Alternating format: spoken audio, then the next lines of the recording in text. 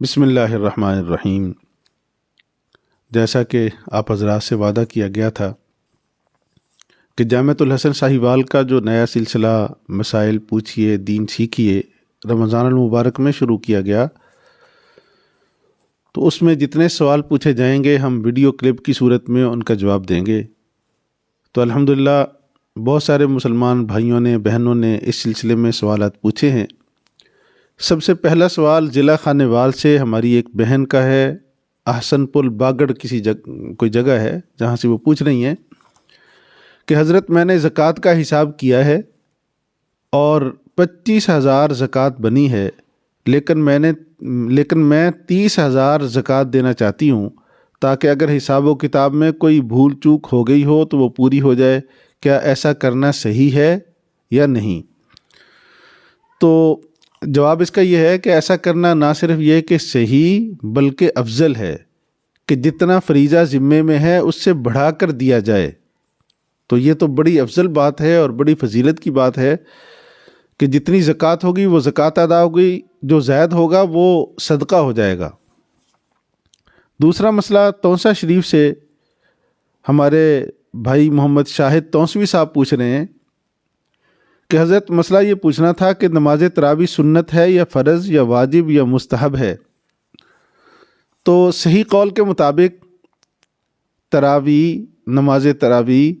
یہ سنت مؤکدہ ہے، تو لہٰذا اس کو جہاں تک ممکن ہو ضرور پڑھنا چاہیے، بلا عذر ان کو نہیں چھوڑنا چاہیے۔ تیسرا سوال وہ بھی ایک بہن کا ہے، انہوں نے اپنا مقام نہیں لکھا کہ کس جگہ سے ہیں۔ سوال ان کا یہ ہے کہ دودھ پلانے والی خاتون جس کا بچہ تقریباً 10 ماہ کا ہو تو اس کے لیے روزہ رکھنے کا کیا حکم ہے؟ تو ایسی صورت میں یہ دیکھا جاتا ہے، شریعت یہ دیکھتی ہے کہ اگر روزہ رکھنے کی وجہ سے بچے کے دودھ میں کمی واقع ہو رہی ہے اور اس کی سرابی میں مشکلات آ رہی ہیں، بچہ ماہی کا دودھ پیتا ہے، تو ایسی صورت میں شریعت نے خاتون کو اجازت دی ہے کہ وہ روزے فی الحال چھوڑ لے اور آگے جا کر ان دنوں میں رکھ لے جب بچہ دودھ سے فارغ ہو جائے۔ تو لیکن اگر دودھ وغیرہ پر کوئی آنچ نہ آتی ہو، کوئی حرج نہ ہوتا ہو تو پھر روزہ رکھ لے، اس میں بھی کوئی قباحت نہیں ہے، پھر روزے رکھنے ہی چاہیے ان کو۔ چوتھا سوال یہ لاہور سے ہیں محمد عارف صاحب، ان کا سوال یہ ہے کہ عورت کا بچے کو دودھ پلانا 2 سال ضروری ہے، یعنی واجب ہے یا مستحب ہے یا سنت ہے، یہ انہی کے الفاظ ہیں، لیکن اگر 3 ماہ بعد یا 6 ماہ بعد یا سال بعد اس خاتون کا دوسرا بچہ ہو جائے تو اس کا خامند گناہگار ہوگا یا نہیں؟ یہ بڑا عجیب سوال ہے کہ اس میں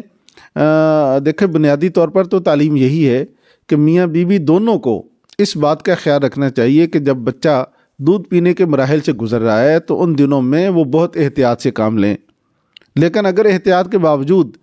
اللہ تعالیٰ نے کسی نئی مخلوق پیدا کرنے کا عزم ظاہر کر لیا ہے اور نیا بچہ آنا ٹھہر گیا ہے تو اس میں گناہگار شوہر یا بیوی دونوں میں سے کوئی بھی نہیں ہوگا، لیکن اتنا ہے کہ احتیاط ان کو کرنا چاہیے۔ اور چھٹا مسئلہ وہ ہماری ایک بھائی ہیں گوجرا سے اکرم سعید صاحب، ان کا ہے، وہ یہ سوال کر رہے ہیں کہ پاؤں میں جوتے ہوں تو موبائل دیکھ کر قرآن مجید پڑھ سکتا ہے یا نہیں؟ تو دیکھیں قرآن کریم کی تلاوت یا جو بھی جتنے بھی ہمارے شاعر ہیں، تلاوت ہے، مساجد ہے، ان سب میں اچھی حالت میں انسان کو ہونا چاہیے۔ جس وقت وہ تلاوت سے گزر رہے ہوں یا مسجد وغیرہ جانا ہو، پاک نہ صرف یہ کہ پاک ہوں بلکہ صاف ستھرے بھی ہوں۔ تو جوتا وغیرہ پہن کر قرآن کریم کی تلاوت، اس کو بے ادبی کہا جا سکتا ہے، اس لیے کہ جوتے کے نیچے نجاست ہو اور نجاست اٹھایا ہوا انسان تلاوت بھی کر رہا ہو۔ اگر کوئی عذر نہ ہو تو یہ بے ادبی کے زمرے میں آئے گا، لیکن اگر کوئی عذر ہو تو پھر اس کے ساتھ بھی پڑھنے کی اجازت ہے۔ عذر سے مراد یہ ہے کہ جیسے ہمارے بھائی فوج میں ہوتے ہیں، پولیس میں ہوتے ہیں اور ان کا وردی کے اندر رہنا ضروری ہوتا ہے، تو اگر اور اوپر سے رمضان بھی ہو تو اگر ان کو ویسے موقع نہیں ملتا قرآن کریم کی تلاوت کا، اس حالت میں وہ تلاوت کرنا چاہیں موبائل پر بیٹھے بیٹھے تو ان کو اجازت ہوگی۔ اسی طرح ہماری ایک بہن سوال کر رہی ہیں، یہاں بھی مقام درج نہیں ہے ان کا، کہ ایک عورت بیوہ ہے جس کے پاس 3 تولہ سونا ہے اور ایک مکان کرایہ پر ہے اور ایک چھوٹی سی دکان بھی اس نے کھولی ہوئی ہے۔ پوچھنا یہ ہے کہ اس خاتون پر زکوٰۃ یا فطرانہ لگتا ہے یا نہیں؟ اگر اس پر نہیں لگ سکتا تو اس کے بچوں پر لگ سکتا ہے؟ تو حاصل یہ ہے کہ 3 تولے خاتون کے پاس زیور بھی ہے، ایک مکان اس کی ضرورت سے زائد ہے جو اس نے کرائے پر دیا ہوا ہے، اور ایک اس کے پاس دکان ہے۔ تو اس صورت میں اس عورت کے لیے فطرانہ، زکوٰۃ، عشر وغیرہ لینا درست نہیں ہے، اس لیے کہ یہ خود صاحبہ نصاب ہے۔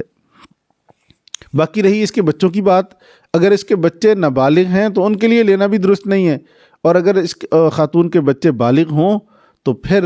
اجازت ہے ان کو کہ وہ اگر مستحق ہوں تو وہ عشر، زکوٰۃ وغیرہ لے سکتے ہیں۔